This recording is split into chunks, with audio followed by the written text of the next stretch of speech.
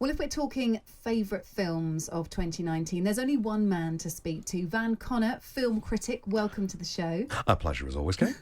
Now, this is great because you're going to summarise the things that we maybe haven't seen in 2019, but we should, or just celebrate some of the great movies that have happened over the last year. So, Van, your favourite 10 movies of 2019. Where are we going to start first? So start with number 10, and I don't think many people saw this one, which was a real shame. This only came out, I saw this at the London Film Festival about a month before its release. It was released in mid-November, and it's as a little Australian zombie romantic comedy about kids, and it's called Little Monsters. And it's about, it's an Australian film. It's about a busker, a sort of failed musician turned busker. He's a death metal player, and he gets dumped by his girlfriend, and he moves in with his single mum sister, and sort of becomes the forced upon uncle to a 5-year-old boy, who he decides to utilise to try and land a date with the kid's sexy school teacher, Miss Caroline, played by Lupita Nyong'o. They go on a school trip, during which he's the designated, the parent that goes along, as I'm sure you must have been at some point. You've been the parent that has to go on the school trip, like my mum would always volunteer for it. It's very embarrassing. The poor soul who has to look after other people's children. Exactly. Without any kind of disclaimer attached to it whatsoever. You know the one. And they go to a petting zoo, and then the zombie apocalypse breaks out. And they have to protect the kids during the zombie apocalypse. I've got a little snippet for you. 1, 2, 3, eyes on me. 1, 2, eyes on you. Well, who remembers how to play tag? Good. Well, those funny-looking people out there are it. How do I go backwards? And we don't want to let the funny people touch us. Look, isn't she good at it? But I'm going to need you to stick together in a line. So, quick sticks, ready, steady, conga! Conga?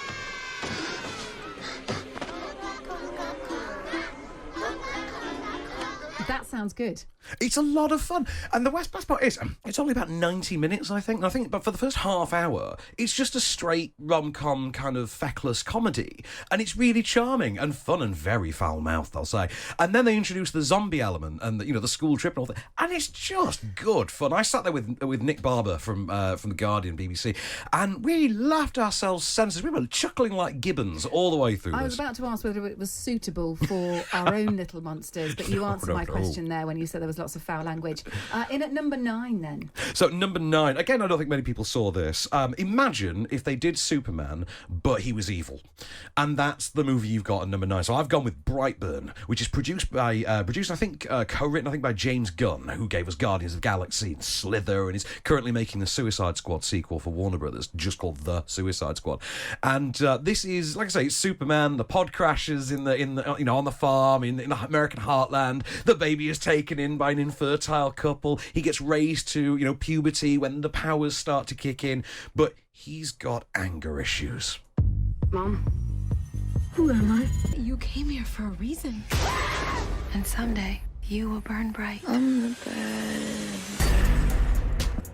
Okay, let's go straight on to Hustlers at number 8. You've put this. Oh, yeah, I really loved this. I mean, I loved everything on this list. Hustlers is a movie that did actually a lot better than anyone expected it to do at the box office. I think it had the good fortune of being released on a quiet week. I genuinely think over the next few weeks and the next month or so, we're going to start seeing Jennifer Lopez's name attached to a lot of awards nominations in like Best Supporting Actress and things like that, because real sort of just barnstorm of a performance. I actually, for the very first time, get why people love J-Lo so much, because I never did.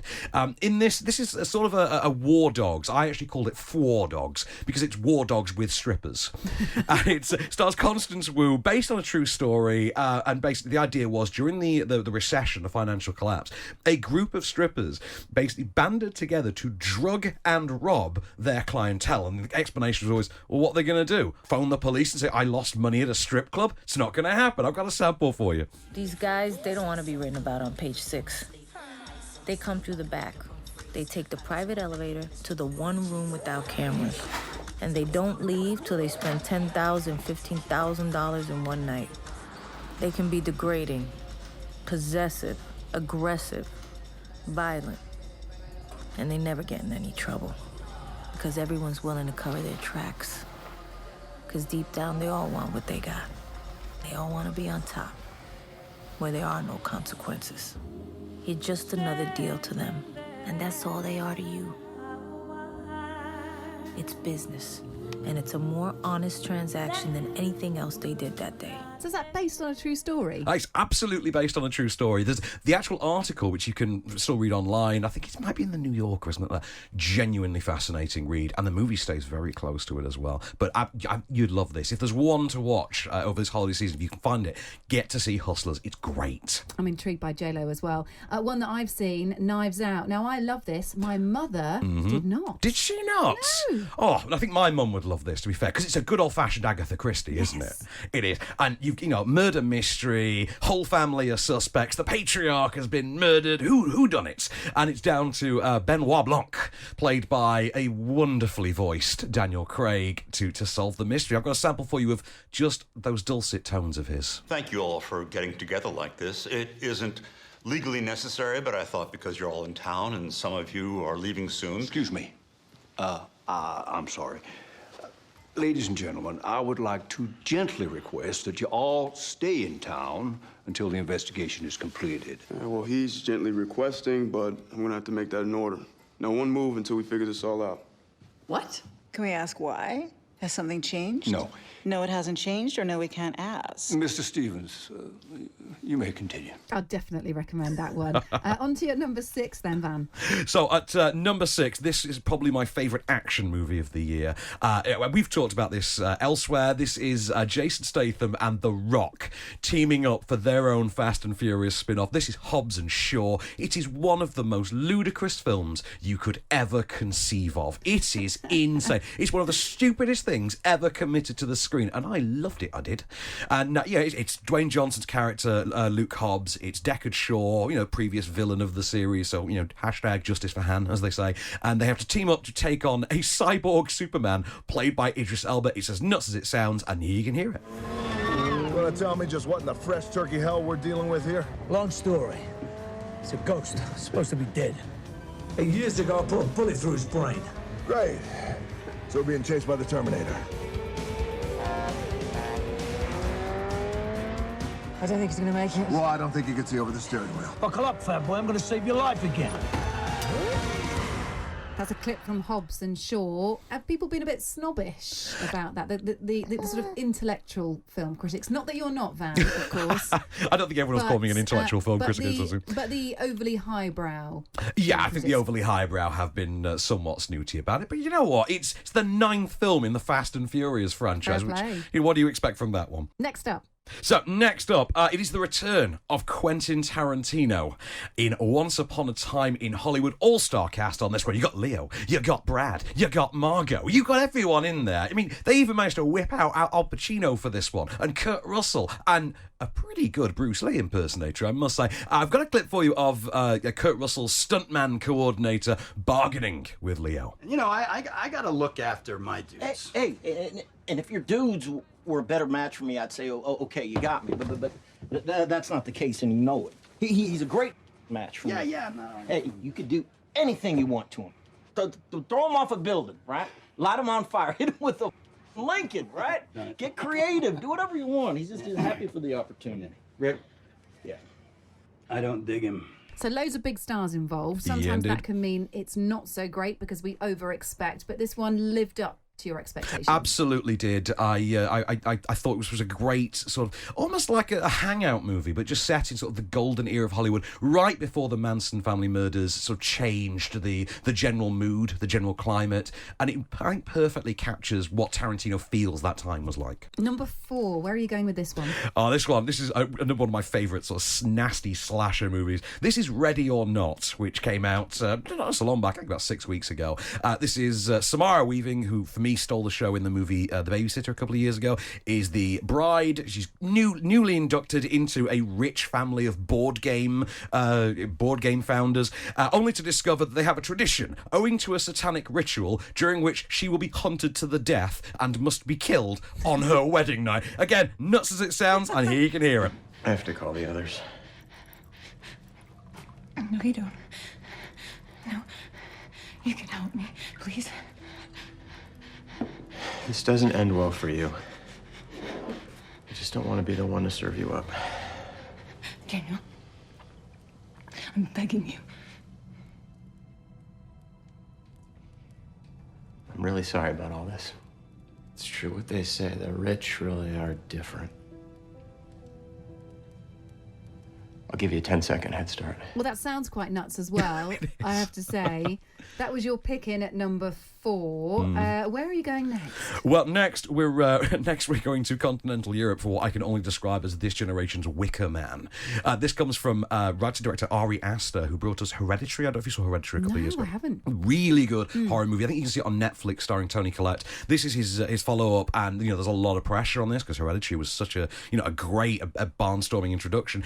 This time it's about a group of American college-age kind of guys who and one of their girlfriends who has had some great family tragedy befall her. They go to I think it's Norway or Finland, I forget, Sweden. I think Sweden. I think they go to Sweden and they are going for the festival experience, but like a pagan festival experience, which you can imagine doesn't go well. Has anyone seen Connie? I think Mark saw her earlier. Pretty sure I saw her trying out for the sprinting Olympics earlier. What? Where? Sorry, but I can say what happened. Her boyfriend called the landline from the train station and calmed Connie down. And she begged our pardon, and I drove her to meet him. Okay. That's really... Why would Simon leave without her? I'm sure it was just a miscommunication. So kind of elements of film noir in the Scandi noir. Say very, just that. think Wicker Man, and it's absolutely nuts. But Florence Pugh, who we talked about before, she is absolutely amazing in this. I absolutely love her. She's just so good. And you predict that she will be one of the stars of 2020, right? She is one of your rising stars. Oh, absolutely. I mean, as well as hopefully my future ex-wife. But a man can dream. Number 2 will get everyone's ears pricked up because it's Avengers Endgame. I mean, I know you must have seen it. I've seen it, my son's seen it, my other half's seen it. We've seen it several times. It's a big hit in our household. And actually, if you buy into the whole Marvel Avengers thing, then you buy into this, and it doesn't fail to live up to expectations. It absolutely doesn't. And I've been forced to look back at this again in recent weeks because of Star Wars The Rise of Skywalker and how much of an anticlimax that turned out to be. And you look at something like Avengers Endgame, and when it came out, I called it this decade's Return of the King, because I think it absolutely has that gravitas, it has that pathos. At the same time, it is a great big epic. It's the ultimate cliffhanger resolver. It's the ultimate ending. It's pretty much the ultimate Marvel movie. Wonderful performances all round. Robert Downey Jr. particular, big fan of him. I quite like the comedic things they've done with Thor in this. I wouldn't quite have done that in the finale, but it works. Even some great moments for Rocket Raccoon, of all people. I just thought it was a genuinely great movie. And here, this is the setup for you. He used the stones again. Hey. We'd be going in short-handed, Look, he's still got the stones, so... So let's get him. Use them to bring everyone back. Just like that. Yeah, just like that. Even if there's a small chance that we can undo this, I mean, we owe it to everyone who's not in this room to try. If we do this, how do we know it's gonna end any differently than it did before? Because before you didn't have me. Hey, new girl, everybody in this room is about that superhero life. And if you don't mind my asking, where the hell have you been all this time? There are a lot of other planets in the universe. And unfortunately, they didn't have you guys. So, Endgame, does this mean, as you sort of slightly inferred earlier, that this is the last ever Avengers movie? Surely not. For the original Generation 1 Avengers, we will get the new Avengers or the Mighty Avengers or whatever's to come. They are in the process now setting up the next generation of those Avengers in the new movies and shows that are going to come in 2020. I feel like we should have a countdown, but we haven't got one. Let's get your number 1 favourite movie of the year. Hands down, this one is a movie I saw and I kind of instantly knew at the end of this year, this will probably still be my favourite film of the year. It is the writer-directorial debut for actress Olivia Wilde, and it is Booksmart, starring Caitlin Dever and Beanie Feldstein. It is, for me, you could reductively call this Superbad for girls. It is 2 girls who, on their last night in high school, want to go out and get wild because really, they knuckled down. They put themselves into their work. They wanted to get into the good schools, but it turns out the popular partying kids did as well. Hence this conversation. We have to go to a party tonight. What? Let's go to Nick's party. Are you kidding? No way. We only have 1 night left to have studied and partied in high school. Otherwise, we're just gonna be the girls that missed out. We haven't done anything. We haven't broken any rules. Okay. We've broken a lot of rules. 1, We have fake IDs? Fake college IDs so we can get into their 24-hour library. Name one person whose life was so much better because they broke a couple of rules. Picasso. He broke art rules. Name a person who broke a real rule. Rosa Parks. Name another Susan B. Anthony. God damn it. So tell us why this is so special. Is it the story? Is it the performances? The performances are great. I mean, Beanie Feldstein is the younger sister of Jonah Hill. And she has exactly that same sort of, the X factor, that quality. There's also Caitlin Dever, who I'm just a fan of. I saw her in, I think it was a random horror film a couple of years ago. And I just thought, there is something about, there's a sparkle to her as well. Again, that X factor. The script is really sharp. The supporting cast, which has a wonderful role for Jason Sudeikis as the put-upon principal, who they also discover is an Uber driver. It's got Skylar Gisondo from The Vacation. I'm a big fan of him. I know him from Santa Clarita Diet, I'm a big fan of. It's just a really funny, really sparkly, witty comedy. But it does have depth and it does have meaning. And I think, regardless of gender, it's one to watch with your bestie. Guy or girl, just watch it with your bestie. Open the Prosecco, enjoy it. I think it's a great movie. Fab. Well, I can't wait to take a look at that. It's not one that I've seen. Thank you very much, Van Connor, film critic, with his favourite top 10 films of 2019. Thanks, Van. Pleasure.